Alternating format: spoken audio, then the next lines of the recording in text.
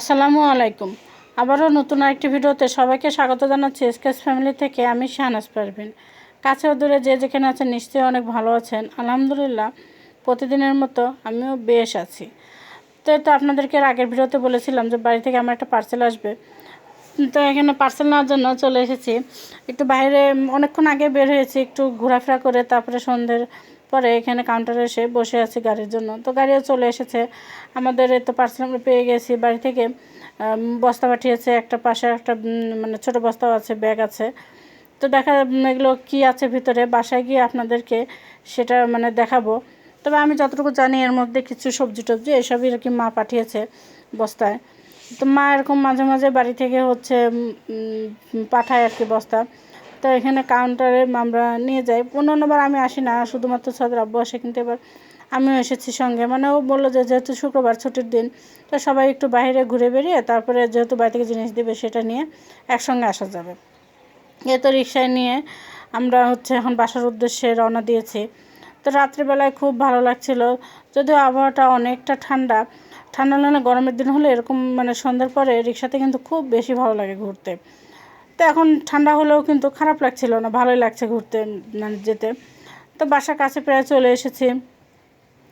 তো বাড়িতে বাসায় গিয়ে এগুলো আপনাদের সাথে বস্তাটা খুলে আপনাদেরকে দেখাবো বাড়ি থেকে কী কী পাঠিয়েছে।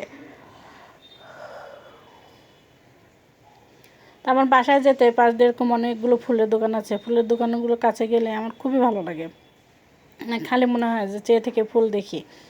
তো বাসা চলে এসেছি। আর আমার বাসা তো মার্কেটের কাছে মার্কেট, আর শুক্রবার সেজন্য বন্ধ। তো কিছু কিছু দোকান খোলা আছে। তো বাসা চলে এসেছি, এসে এখন ওগুলো বের করে নিচ্ছি। আসলে মায়ের ভালোবাসার কোনো তুলনাই হয় না। পৃথিবীর কোনো কিছুই মায়ের ভালোবাসার সাথে তুলনা করা যায় না, বা তুলনা করা কখনো যাবেও না।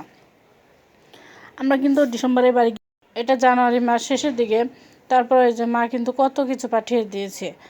তো আমরাও কিন্তু ডিসেম্বরে একদম শেষেই কিন্তু বাড়ি থেকে এসেছি, 1 মাস।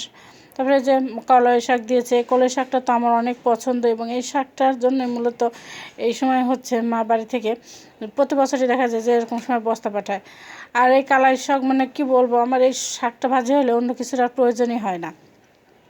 তো অনেকগুলো শাকই দিয়েছে, সব শাকগুলো আমি বের করে ছড়িয়ে দিয়ে রাখলাম। আমার কালাই শাকটা কিছুক্ষণ একসঙ্গে রেখে দিলে কিন্তু গরম হয়ে যায় ভিতরে, সেজন্য আমি নিচে একটা কাপড় বিছিয়ে সেটা ছড়িয়ে দিয়ে রেখেছি। যখন গরম ভাবটা বের হয়ে যাবে তখন আমি এটা ফ্রিজে রেখে দেবো। আর এখানে দিয়েছে আপনাদেরকে দেখানোর মতো একটা চীনা হাঁস দিয়েছে, ওটা মেজবাপার দিয়েছে আর দুধ আছে অনেকগুলো। এটা গাছে একটা লাউ ছিল, সেই লাউটাও দিয়েছে। এই যে পাতাকপি দেখেন। আসলে মায়ের কথা আর কি বলবো, বাড়িতে যা যা পেয়েছে সবই মনে হচ্ছে দিয়ে দিয়েছে। এখানে পুঁয়ের বিচি আছে, পুঁয়ের বিচিটাও কিন্তু আমার অনেক পছন্দ, পুঁয়ের ফল আর কি। এটা আমি এর আগেও নিয়ে এসেছিলাম, খেয়েছি। তারপরেও মাকে শুধু যদি একবার বলি যে মা এই জিনিসটা নেই বা ভালো লাগে, সেটা যেভাবেই হোক সে দেওয়ার চেষ্টা করে। আসলে মায়েরা এমনই হয়। এটা শলুক, আমরা বলি এটা, আমরা বড়ই খাই শলুক দিয়ে, অনেক মজা লাগে এই শলুকের পাতা দিয়ে বড়ই খেতে। আর এই ভাজিটা কি বলবো, এটা স্পেশাল একটা ভাজি। এটা মেজো দিয়েছে। আর মেজো ফোন করে বলছিল যে ছতকে যেন বলি এটা খালামণি ভাজি, মজা করছিল আর কি। তবে ভাজিটা আমি একটু মুখে দিয়ে দেখেছি, অনেক টেস্টি। এটাতে বাদাম আছে, বুট, চানাচুর দিয়ে মরিচ পেঁয়াজ দিয়ে ভাজা, অনেক মজা লেগেছে খেতে। তারপরে আপনাদের দেখালাম ফুলকপির পাতা। ফুলকপির পাতাটা আমি কখনো খাইনি, তবে টাঙ্গাইলে দেখি যে এটা বাজারে বিক্রি হয়। তো সেজন্য মাকে বলেছিলাম যে বাড়িতে যদি ফুলকপির থাকে তাহলে কিছু কচি পাতা দিতে, তাহলে আমি ওই রেসিপিটা করে দেখতাম আসলে কেমন মজা। এখানে যারা খায় তারা বলে যে অনেক নাকি মজা। আপনাদের সাথেও আমি সেই রেসিপিটা অবশ্যই শেয়ার করব। এখানে গাছের কিছু সিম দিয়েছে, পেঁয়াজ কলি, তারপরে যে মোয়া দিয়েছে, এর মধ্যে আছে কটকটি। মোয়াগুলোও কিন্তু খেতে অনেক মজা। আর এবার দেখাই আপনাদেরকে পিঠা, বাড়ি থেকে কি কি পিঠা দিয়েছে সেগুলো দেখাই। এখানে তেলের পিঠা দিয়েছে কিছু। আর মাশাআল্লাহ আমার আপার কিন্তু তেল পিঠা যে কোনো পিঠাই অনেক ভালো বানাতে পারে। আর ওই যে বক্সটা দেখছেন, ওটাতে মাংস আছে, গরুর মাংস রান্না করে দিয়েছে।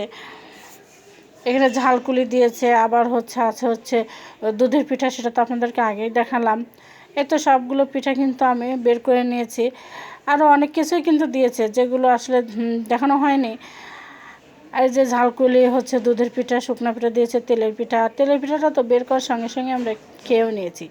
আর এই পিঠাগুলো এখন মজা করে খাবো। আসলে কি বলবো, মানে অনেক মিস করছি। মানে শীতের সময় সবাই মিলে পিঠা খেতে কিন্তু বেশি ভালো লাগে, কিন্তু আমরা যেহেতু এ সময়টা যেতে পারিনি, তাই এই সব পিঠাগুলো তৈরি করে তার সঙ্গে সবজি টবজি দিয়েই বাড়ি থেকে পাঠিয়ে দিয়েছে। আর যে পর্যন্তই, সবাই ভালো থাকবেন, আল্লাহ হাফেজ।